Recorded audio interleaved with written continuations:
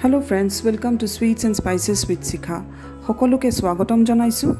আজি মই আপোনালোকৰ ওচৰলৈ আনিছো কলডিল আৰু মুৰ্গী মাংসৰে বনোৱা এখন তৰকাৰী। আগতে পাৰ মাংস লগতে কলডিল বনোৱা হৈছিল, কিন্তু সকলোৱে পাৰ মাংস খাবলৈ ভাল নাপায়, সেই কাৰণে আজিকালি মুৰ্গী মাংস লগতো বনোৱা হয়। এই তৰকাৰীখন বনাব আমাক লাগিব এটা কলডিল। এটা ফ্ৰেছ কলডিল ললে তৰকাৰীখন খাবলৈ ভাল হয়। কলডিলটোৰ বাকলি গুছোৱা অলপ দেখাই দিছো। আগতে কলডিলৰ ওপৰৰ বাকলিখিনি আৰু ফুলখিনি গুচাই ল'ব লাগিব।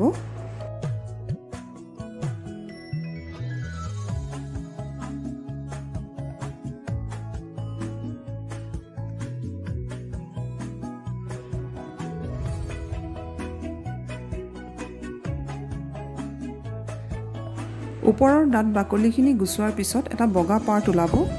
আমি তৰকাৰীখন বনাবলৈ এইখিনিহে ব্যৱহাৰ কৰিম।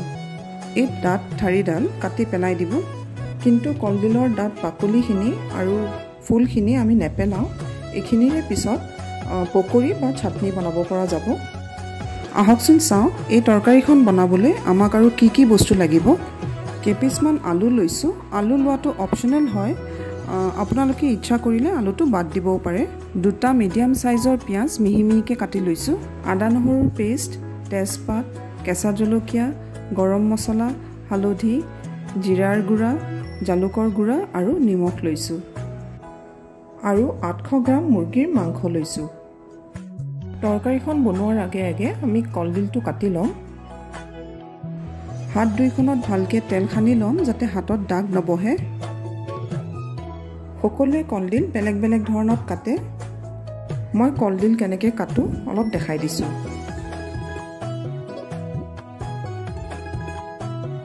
এনেকৈ কাটিলে কলডিলৰ পিচবিলাক খুব মিহি হয় আৰু দেখিবলৈ ভাল লাগে।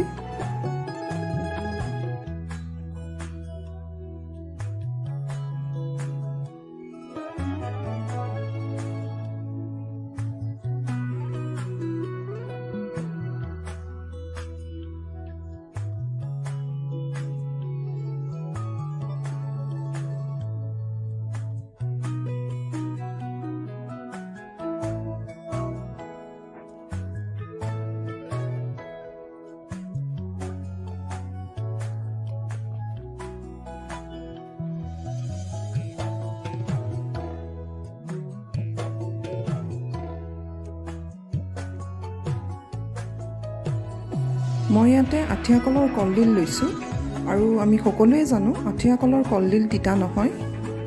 সেইকাৰণে কলডিলটো কাটাৰ পিছত মই আৰু নিমখ পানীত ভিজাই নথওঁ।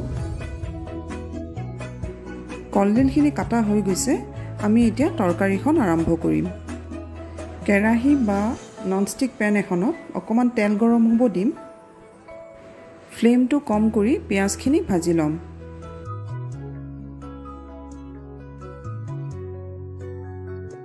তেজপাতখিনি দি দিম।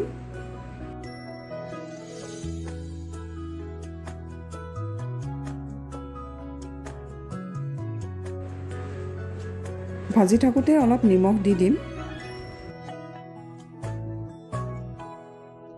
পিঁয়াজখিনি অলপ ৰঙচুৱা হোৱাৰ পিছত বটি থোৱা আদা নহৰুখিনি দি দিম।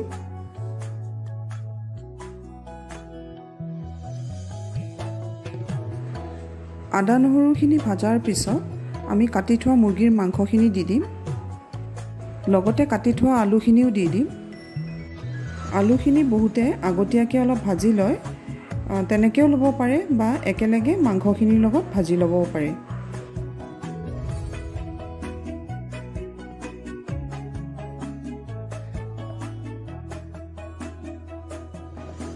আৰু অলপ নিমখ দি দিম, লগতে কেঁচা জলকীয়া দুটাও দি দিম। আপোনালোকে যদি জ্বলা বেছি খায় কেঁচা জলকীয়া অলপ বেছিকৈ দিব পাৰে।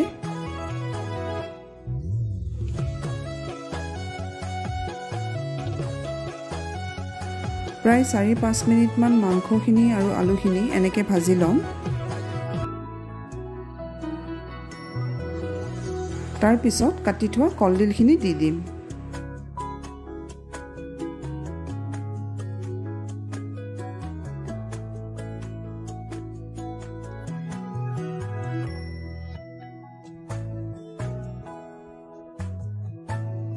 এতিয়া গোটেইখিনি বস্তু আমি ভালকে ভাজি ল'ব লাগিব এতিয়া হালধি জালুক আৰু জিৰাৰ গুড়াখিনি একেলগে দি দিছো এইখিনি অলপ দেৰি ভালকে ভাজি ল'ব লাগিব মন কৰিব যাতে এইখিনি ভাজি থাকোতে ফ্লেমটো লোৰ পৰা মিডিয়াম হৈ থাকে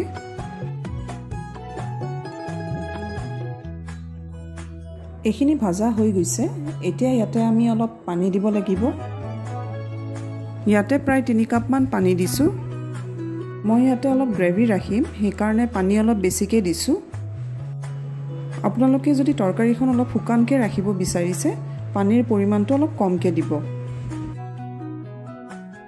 এতিয়া ফ্লেমটো হাই কৰি দিম আৰু ঢাকনাখন মাৰি সিজিবলৈ দিম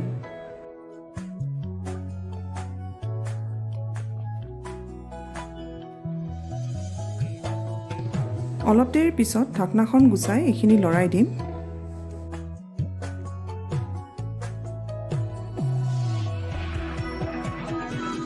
আলুখিনি ভালকৈ সিজিছে নে নাই এবাৰ চাই লওঁ এইখিনি ভালকৈ সিজা নাই আকৌ ঢাকনাখন মাৰি অলপ দেৰি সিজিবলৈ দিম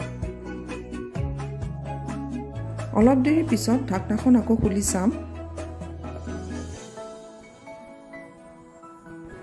এইখিনি ভালকৈ সিজি গৈছে ইয়াতে এতিয়া আমি পটি থোৱা গৰম মছলাখিনি দি দিম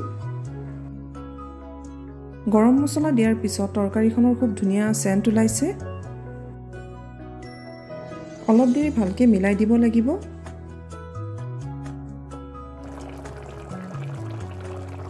এইখিনি হৈ গৈছে এতিয়া আমি এইখিনি বেলেগ এটা বাচনত উলাই দিম কলডিল এনেকৈ মুৰ্গী মাংসৰ লগত বনালে গৰম ভাতৰ লগত খাবলৈ খুব ভাল হয় ভিডিঅ'টো যদি চাই ভাল পালে লাইক কৰিব শ্বেয়াৰ কৰিব আৰু মোৰ চেনেলটো সাবস্ক্ৰাইব কৰি বেল আইকনটো টিপিব নাপাহৰিব